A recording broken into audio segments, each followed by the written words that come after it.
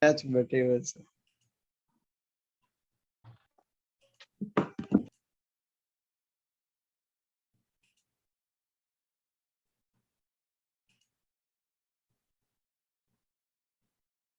All right, everyone is back now. And I trust that you had a good work session together. We are continuing the recording. And I need to cover some more ground before we,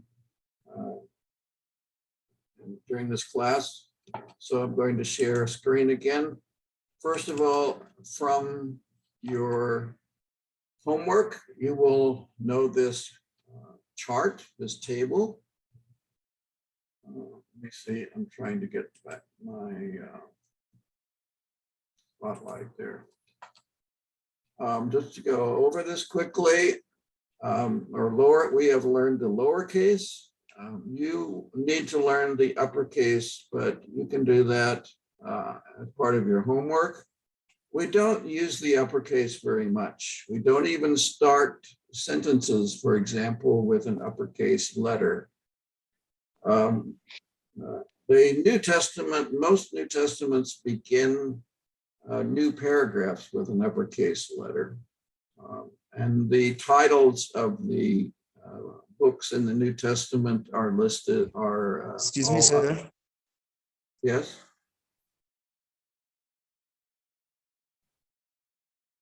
Yes, go ahead.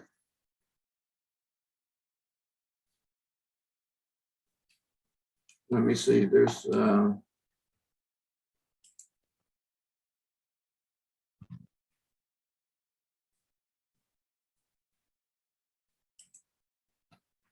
I'm just looking at the chat.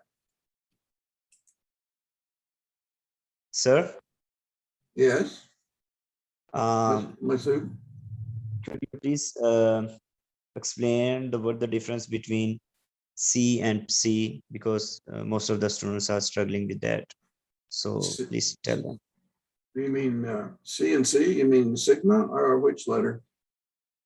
After nu and before omega, these two letters. C? Yeah, and C. Okay, C and C.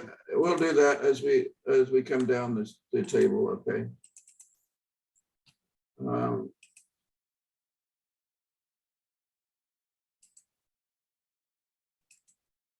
So again, alpha, uppercase, lowercase, uppercase. Beta, again, we have learned now the lowercase.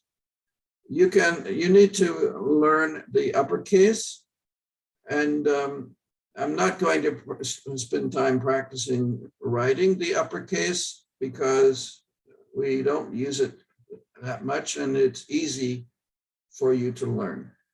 I will recommend some places online where you can get the Greek New Testament, and you can see words, and we will be looking at passages from the Greek New Testament, and you will get used to, just by using them, you will get used to the uppercase letters. The lowercase are the ones that are used. So alpha, ah sound, beta, where's my spotlight? Seems to be gone. Okay, I hope that it's here.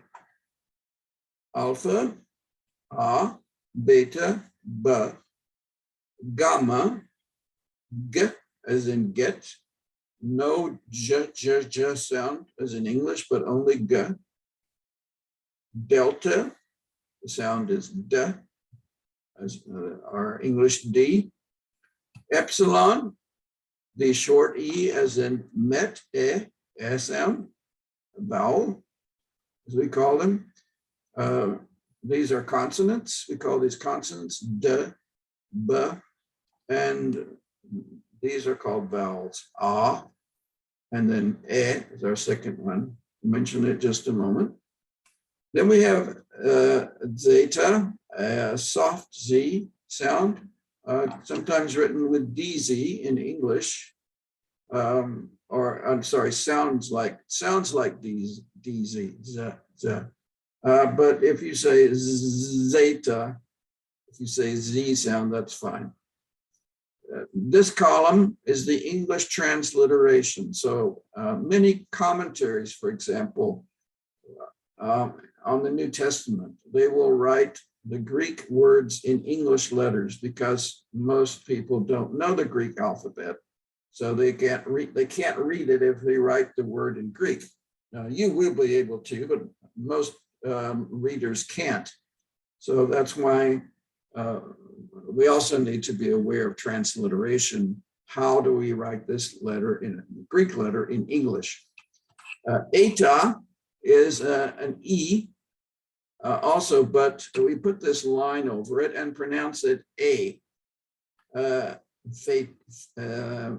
Fete or A as an AY. This is not I sound, this is A. So eta, A. Epsilon, eta. Theta, TH, the same as in English, as thin, th. Iota is the I sound, but don't put the dot when you write the Greek letter. Notice it does not have a dot. It does have a little curve at the bottom of the base. Kappa, lowercase, looks like an uppercase English K, except you notice that it is the same size as iota. Kappa, ka, is the k sound.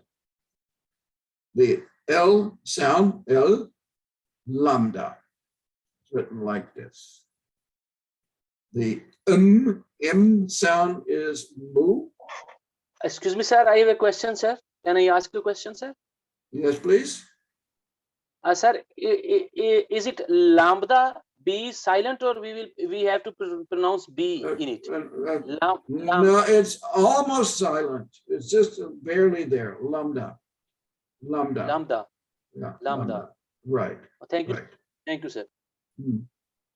Mu, the M sound. And you have to remember nu, it looks like an English V, but it's the N sound. And in English letters, we transliterate with N. So it has nothing to do with the English V. It just is written that way. Now the letter that folks, Masood mentioned, I think, that causes difficulty, Xi. Xi is in English X, and we write it, when we transliterate and we write Greek words in English letters, we write X. Notice the uppercase is rather unusual, and you won't be writing much in uppercase. Only the names of people, and I can't think of any people, there are maybe some in the New Testament whose names start with Xi, but it's very unusual. So I can't even remember the last time I wrote an uppercase Xi. But you do need to learn to write this, but it's really not difficult. It's just learning to put the loops in at the top and at the bottom. And otherwise you have an English, think of an English large E, as long as you don't think of the English sound E. It's not, it's an X, Xi. And when in a word, it's simply as you would pronounce X in any English word. I'm trying to think of, I should have thought of a word in Greek that uses Xi, but I can't offhand. You might have in the homework, I don't remember. I hope that helps. Omicron is all. P is P. It's in English and transliterated with a P. Rho is the R sound, Rho, but technically aspirated, practically by English speakers, almost never aspirated, and simply Americans will go R, and the English people are finer, and British people will say maybe R. And the Germans will roll it in the back of their throat and say R, R. Just as long as you know it's R and you try to pronounce it as R, as close as possible. And remember, sigma has two forms. In the beginning and middle, it looks like this. And in the middle of the word, at the end of a word, it looks like this. Sigma, the S. Tau, T. In English, T, T. It's not near as difficult as Urdu. In English, in Urdu, I think I had 42 different letters with the aspirants. But this is so simple. You have learned a much more difficult language with Urdu. Upsilon looks like in English U and is transliterated with U. I might mention that sometimes it is transliterated with a Y. And we'll see some Greek words that when you put them into English, like, for example, psyche, the word for soul or life, we transliterate it with a Y, psyche or psyche, and it becomes the root of the word, for example, psychology.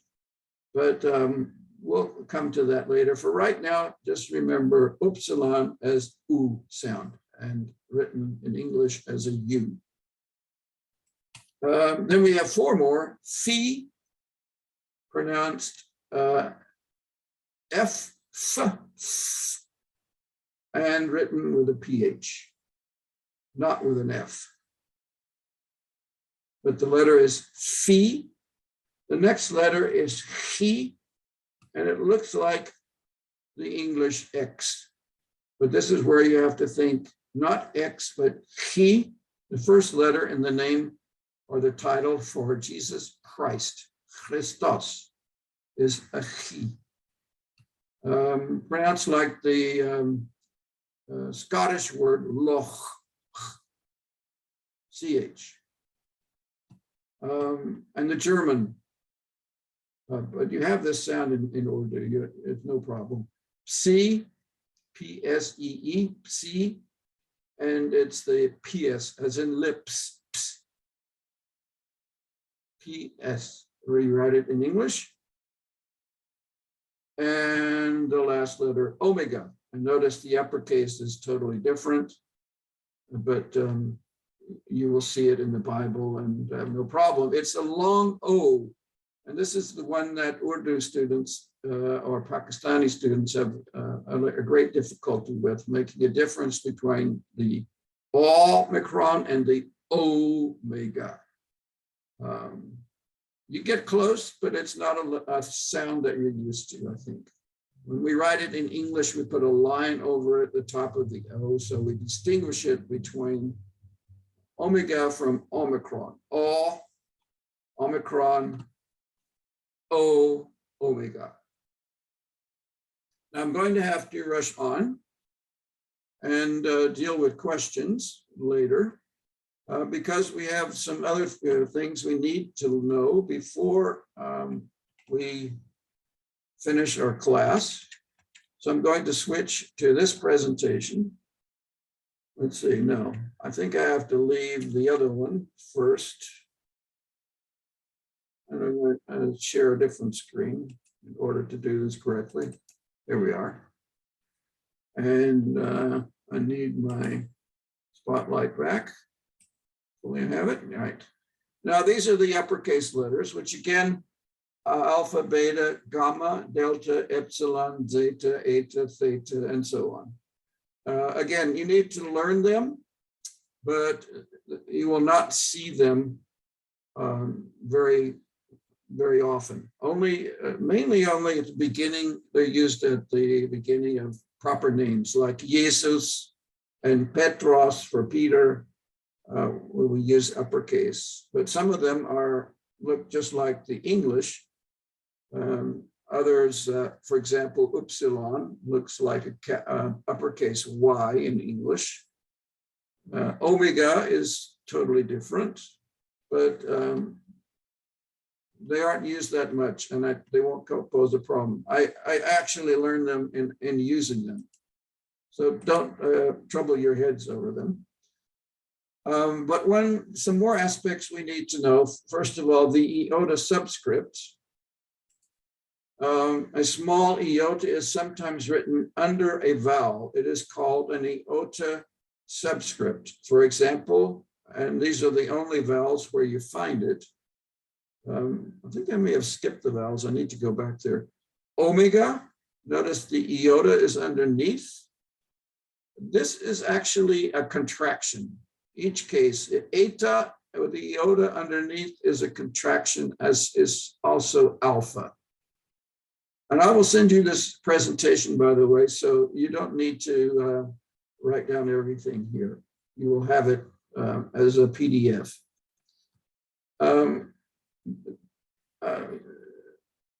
These letters are not always written this way, but when there is a contraction, usually at the end of a word, you will see an iota underneath, and it changes the meaning. So you need to, you do need to write it when, otherwise it's misspelled, and the meaning of the word in the sentence will also be confusing. But for right now, we just need to know that we do have an iota subscript. Now we have diphthongs. We need to learn these, where we have two vowels together, but make one sound.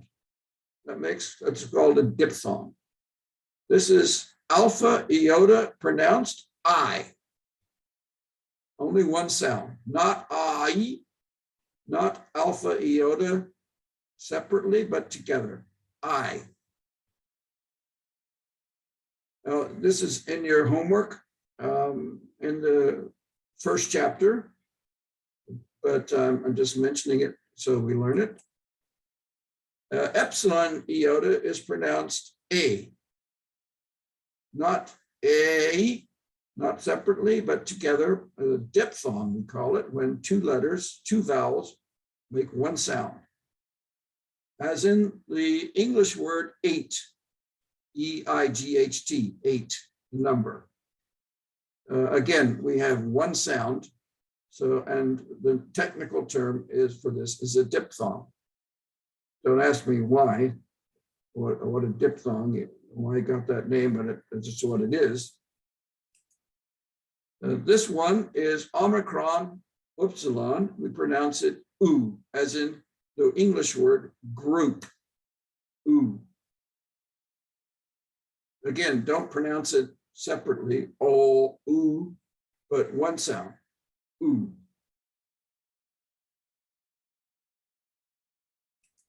Then we have this one, which is a little more difficult for German speakers. It is very simple, but for Urdu speakers, I've noticed it causes some difficulty. It's like a U, an upsilon with your tongue in the middle of it. U. Epsilon, upsilon, U. Make a U sound and stick your tongue in the middle. U. It's funny to make it U.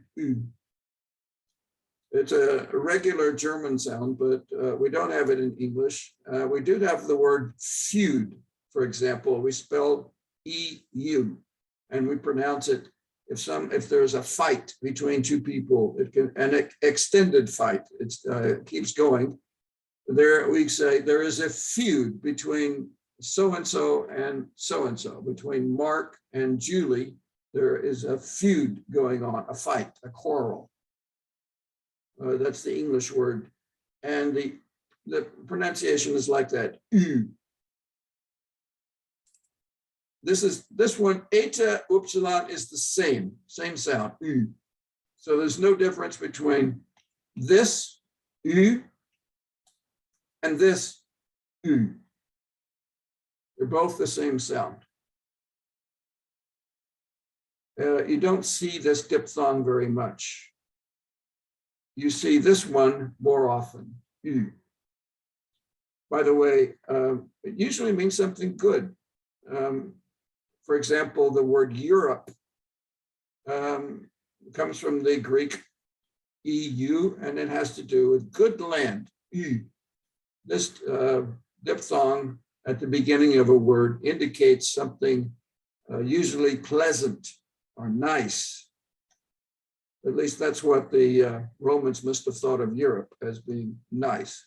I don't think they thought of Germany as being nice because they fought so many wars there, but oi, we are used to in English, no problem. Boil the water, oi. Go boil, oi, oi, O-I, Omicron, iota. And this one, don't do what Americans do with this. That they would make it owl. It's but it's not. It's owl, owl, as in the German owl. And I forget the word that we use in English. We do have that sound. The Germans use it. Auto. Their car is called an auto. Owl. Not ow, not two sounds, one sound, diphthong, owl. And one more. Upsilon iota is like oui, like the French oui. And there is an English word in the list, and I've forgotten what it is. Suit, no, that's not quite it. Suite, a suite in a hotel. Yes, if you have a very fancy hotel and you have a room with more than one room, it's called a suite. S-U-I-T-E, and that spelling S-U-I is the same pronunciation here. Suite, we. And we'll have a word in our second or third vocabulary, chapter 3, huios, that uses this diphthong. Now we've already had the iota subscript. We've already done that. Let's see.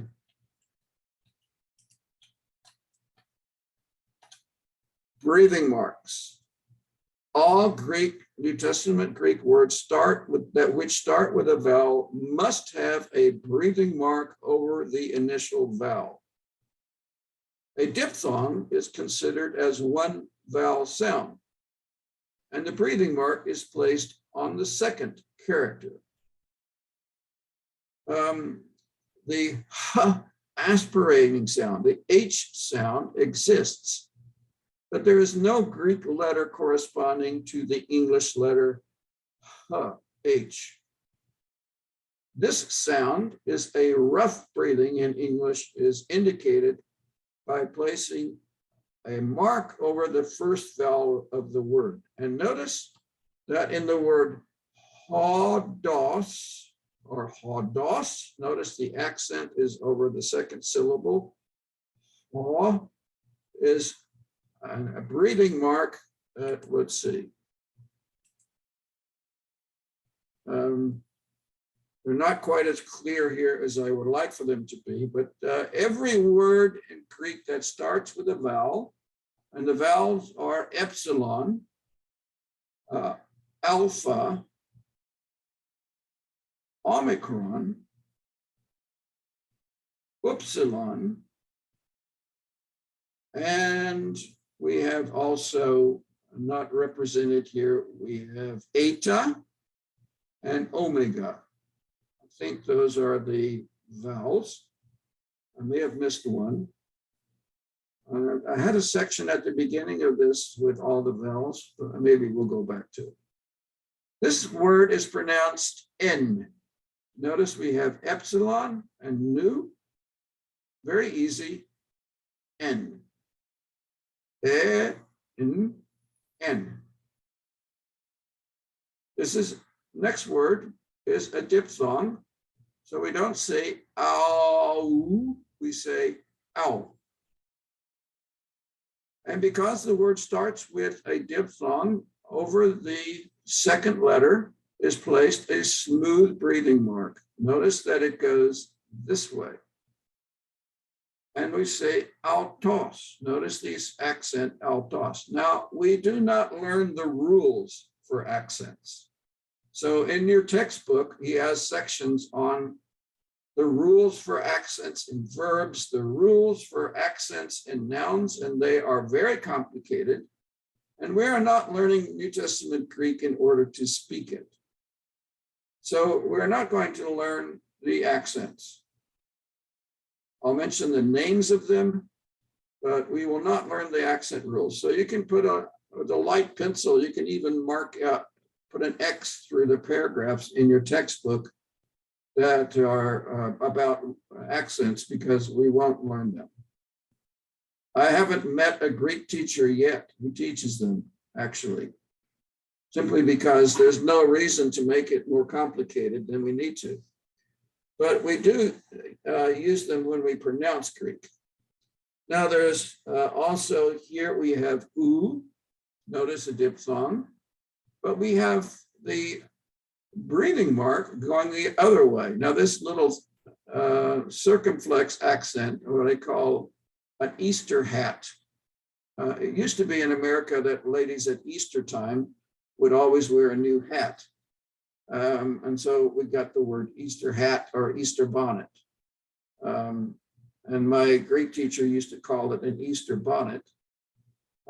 It's technically a circumflex accent over the word. So that's an accent, but this is underneath, you see this curve mark, and this makes it into our rough breathing. So we pronounce it with an H, hutos. And notice that the accent makes it not hutos, but hutos. Hutos means this in English. Notice the difference between a rough breathing, a smooth breathing, in, and a rough breathing, in. A smooth breathing, on. But a rough breathing here, hon. H sound, because of the rough breathing mark. And the only difference is this one is curved like this, and this one is curved the other way. Kind of like a parenthesis. You know what I mean by the parentheses mark? On your on your computer, or on, you have at the top, you have some marks, parentheses. This one, they're small, but one goes this way, smooth breathing goes this way. If you leave it off, and you have a word that starts with a vowel or a diphthong, if you leave off the breathing mark, it is a misspelling. You have not spelled it correctly. It must have a breathing mark, even if it's a smooth breathing and we don't pronounce it. And this is the name for Adam, the first man in the Bible. And notice that this time, because it's a name, we have an uppercase alpha. The smooth breathing mark goes at the front of it. We don't put it on top. Adam. If we had an accent, we would not put the accent at the top. We would put it here. If you type Greek, it will automatically do this. So we have Adam, and here we are. The smooth breathing goes this way, and the rough breathing, that's the smooth breathing mark. There's no pronunciation. We simply say in, and the rough breathing goes this way, and we pronounce it hin. And these are two different words. One is a preposition, which means in, and this word means one, the English number one. So we do need to distinguish between smooth breathing and rough breathing.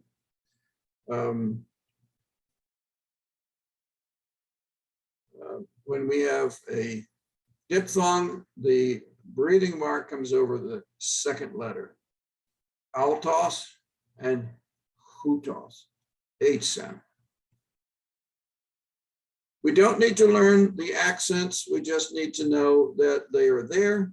So when I see this word, for example, I pronounce it arche. If the accent goes this way, I still pronounce it arche. If the accent is like an Easter bonnet over the vowel sound, they're always over vowel sounds. So you wouldn't find an accent over these letters, but you would over alpha or eta. But if I have a circumflex accent, an Easter bonnet, there's 3 different accents. I still pronounce it the same, arche. Not arche, the accent is here, arche. We're not learning the rules for accents, remember. So you don't have to memorize where the accent mark goes, because these rules are very complicated and unnecessary for us. All right, the only other thing we need to do, and I think the best thing is for Masood to explain how we log into Moodle, because once I've enrolled you into Moodle, you will need to, you will find everything in Moodle. You will see, actually you'll see week 1, and then you'll see a date. Now you won't see January to February right now. For the first week is November 1 to 6. It's called week 1, November 1 to 6, and underneath that, you will see all the documents that you need. You'll see your homework assignments. You'll also see the recording of this session, this class, and some other files, for example, alphabet pronunciation, MP3 files, so you can practice pronouncing the alphabet. And then later next week, we will begin having quizzes on Moodle. But right now, not all of you are able to get into Moodle until I have enrolled you, and I can't do that until the academic office has done its work. Masood, would you like to take over from here and explain a little more on how to log into Moodle? Are you there?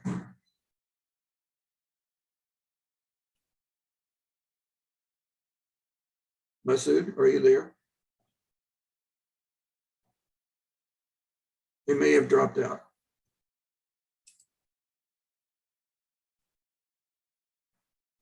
Okay.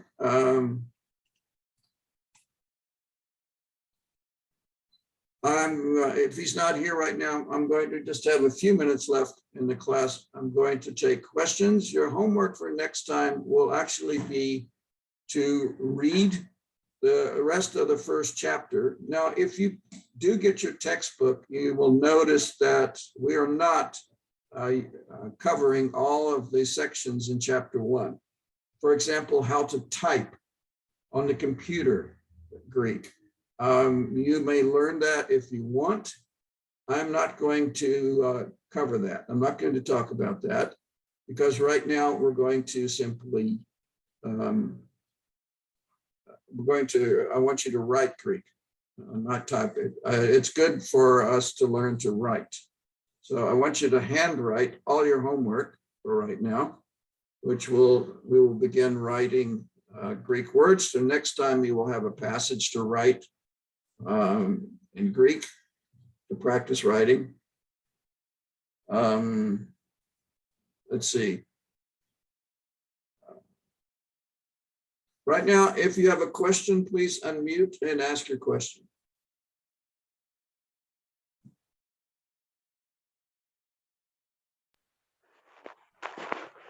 Yes, sir. What would be our next task?